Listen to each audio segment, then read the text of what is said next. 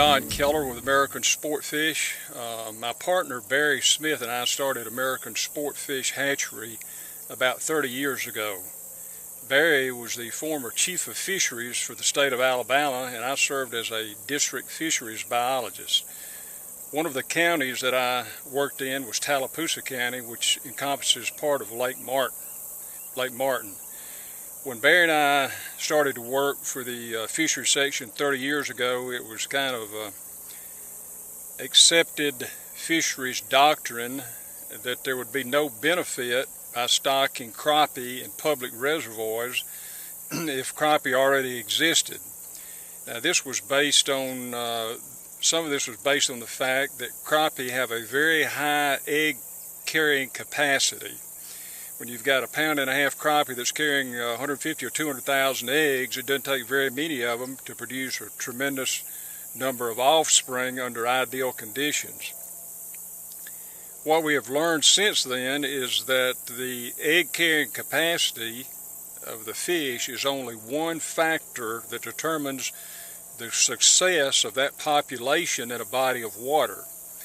We have actually spawned crappie in an aquarium.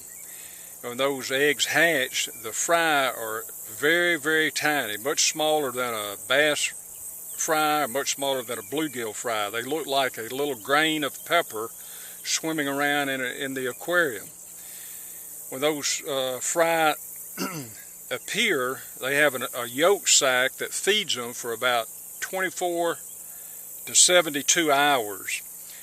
Once they absorb those nutrients, then they have to get their mouth on some food. They have about 48 to 72 hours to feed or they'll die, and you lose that year class. Well, if you've got a crappie fry that's about the size of a grain of pepper, and its mouth parts are going to be much smaller, so it has a very small food organism that it can feed on. And oftentimes that food is not present when those crappie hatch. It could be, you could have muddy water or windy areas, or for some reason that zooplankton and phytoplankton is not the right size and right density, then you will lose that crop for that year. Doesn't make a difference if you produce 1 billion crappie eggs, 1 billion fry. If it doesn't have the food at the right place at the right time, that year class is gone. Now, there was some speculation about whether stocking crappie fingerlings in these bodies of water would be successful, and Tennessee was the one, the state of Tennessee, TWRA, was the one who pioneered this. They started several years ago stocking 3 to 4 inch crappie in reservoirs. One thing about stocking crappie is, how do you know if your stocking has been successful unless those fish are tagged? How do you know where those black crappie that you have in the reservoir are native or the ones that you put in? Well, one way that you can answer that question is by using a black nose crappie. It's just a black crappie that has a stripe down the center of its head, and it's referred to as a black nose. Now, we have those on our hatchery, and I'm going to show you one. This is a black crappie, and you can see the black stripe down its head. That way, if a fingerling is stocked in there and you catch a fish 2 or 3 years later and it has that black stripe, then you know that your stocking has been successful, and it was one that was introduced in the stocking program. What size crappie will you want to introduce? Let me show you one of those. You can see that a crappie this size would have a variety of food that it could eat. It could eat small minnows, it could eat small insects, microscopic worms, zooplankton. And you'll also notice even this 3 inch small crappie has a black stripe down its head so you could identify it. So these introduced 2 years later, they should enter the population as catchable fish. My name is Bobby Wilson. I'm an employee of the Tennessee Wildlife Resources Agency. I've been working for them for 34 years, and I've been the chief of fisheries for the past 3 years. and I've been asked to speak about our crappie stocking program in Tennessee. And we have a very extensive stocking program in Tennessee. We stock probably 5 million warm water fish a year and about 2 million trout a year. But our crappie stocking is the number two. We stock more walleye. That's the number one species that we stock, and then crappie is number two. And coincidentally, in our creel surveys, crappie fishing is number two behind bass fishing in our state, which is probably the same way in most other states, at least in the southeast. And we've been stocking crappie, which was kind of an unusual thing back in the days. Nobody else did it, I don't think, in the country.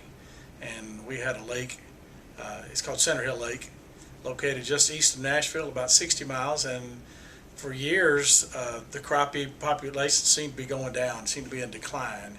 And one of our biologists wanted to try to experimentally stock crappie back into the lake, because it used to be a pretty good crappie fishery back in the days. And he recommended that, and we said, well, we'll give it a shot. And we did. We started stocking crappie in that lake, and lo and behold, it worked. And it was a success. And the first crappie that we stocked were the black crappie, and then we started stocking the black nose black crappie, which is basically a black crappie but with a black stripe down the center line of its nose. And it was a good marker for us to use without having to tag the fish to see if they were recruiting into the fishery. And so we've done that for years. We still do that, but we do see evidence of reproduction in Center Hill Lake, and we've been doing it for at least 20 years now. And I guarantee you there would not be a crappie fishery in that lake if we had not began that stocking program back in the late 80s and early 90s. And we've expanded that program now to other lakes. Dale Hollow Lake is another one that the crappie fishery seemed to be in decline there for whatever reasons, and we boosted it with stocking the black nose black crappie again. And I'm Danny Stone with Tennessee Wildlife Resources Agency here on Dale Hollow Lake. And I'm Greg Cross. I work out at Star Point Resort on Dale Hollow Lake.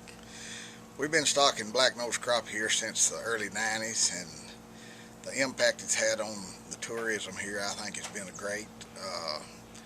It's give a lot more crappie fishing here. It's a deep, clear lake. We never have had a lot of crappie fishermen, but now it's the talk here on Dale Hollow. It was a smallmouth lake, but now a lot of people want to come here and catch your black nose. What do you think about them, Frog? Have it helped your business? Absolutely. It's helped our business, probably bumped it up at least a third, possibly even a half in the spring and the fall.